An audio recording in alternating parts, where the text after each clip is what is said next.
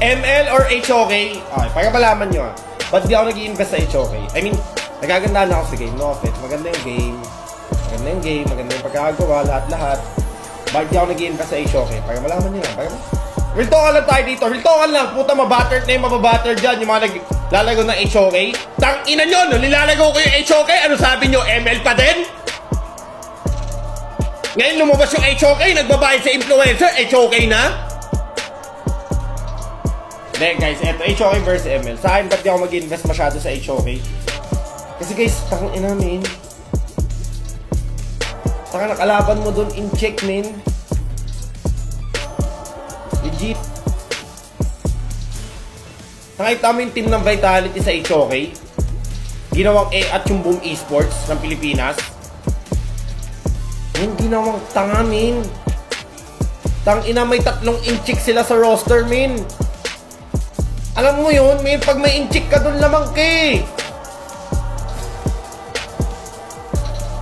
Hindi, may saan, totoo lang, hindi ko afford kumuha ng hindi ko afford kumuha ng import. Masyado mahal.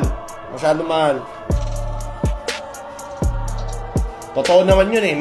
Nung ako nag-HOK, ano sinasabi nyo? ML pa din. Naglalago pa ako sa HOK Brazil. Wala, ML pa din. ML pa din. Tang ina nyo. Ngayon lumabas, binabayadan mga influencer. Kandaga pa.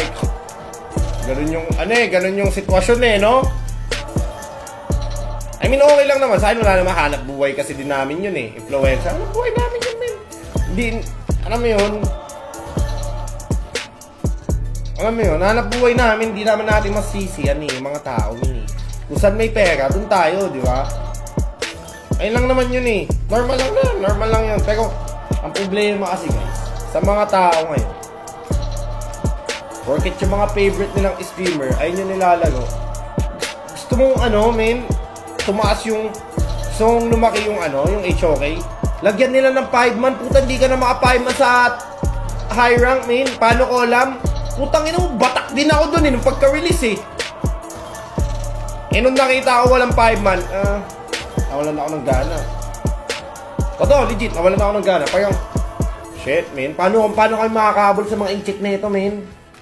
Di ba? Pero hindi ko alam, baka binago na nila ngayon, pero it's too late. Nawalan na ako ng gana. So, kapag halataan ka na, may 5 man na, edi okay, at least napatch nila. Kasama ko pa nun sila Daniel nag-grind kami. Kaso wala talaga yung time na yun, walang 5 man. Nawalan ako ng gana, men. Ay, kung paano tayo nakakabol sa mga in-check niyan, men? Puta, pag pumindot yung putang ina. Di ba? Malaki ba offer ni, HOK? Depende. Pero okay, na-offeran nila, honesty. Na-offeran nila ako, and I'm grateful. Thank you naman. Thankful ako sa offer nila. May marketing value ako May marketing value kasi ako In-accept ko, hindi. Yung reason dahil doon sa 5 man. Legit, yung reason na yun, nung umabot na ako mataas na rank, willing talaga ako, sabi ko, gusto ko, na-addict na ako sa game. Nung nawala yung 5 man, parang doon ako na turn off. Kumubuha ng Dota or ML, men, di ko afford Dota, men.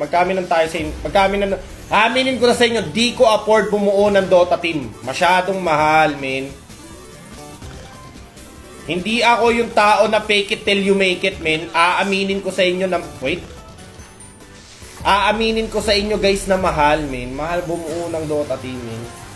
Hindi ko kaya, hindi kaya ng financial ko, men. Hindi kaya ng financial ko. Sasabihin ko naman sa inyo yan, Hindi ako yung tao na fake it till you make it, Hindi ako yung tao na bibili ng alam mo yun? Pag magmukhang mayaman, bakit? Sino pagyayabangan ko? Wala, min. Sino yayabangan ko, min? Sa totoo lang, sino ba? Sino gusto niya yabangan ko? Wala. Yayabangan ko yung mga taong nanonood. Nonsense. Di naman ako kikita ng ganun kalaki, kundi din naman sa mga taong sumusuporta sa akin, di ba? Logic. Di ba? Ba't kayo pagyayabang sa ibang influencer? Ba't ako Ba't ako makikipagsabayan sa ibang influencer, men? Why? Why? Why? Why? Why? Never ko yung gagawin, makikipagsabayan sa ibang influencer. Kanya-kanyang ano yan. Kanya-kanyang galawan yan. And hindi ako makikipag... Kunyari, may isang influencer, may Lambo, good for you. Ako, wala akong Lambo, good for me. Ito lang afford ko, good for me. Stay lang ako sa lane ko. Alam mo yun? Magkano ba dapat budget sa Dota team? Putang ina, at least minimum 50 million. Legit, men. At least minimum 50 million tatagal yun ng 1-2 taon yung team mo na yun. Di ba?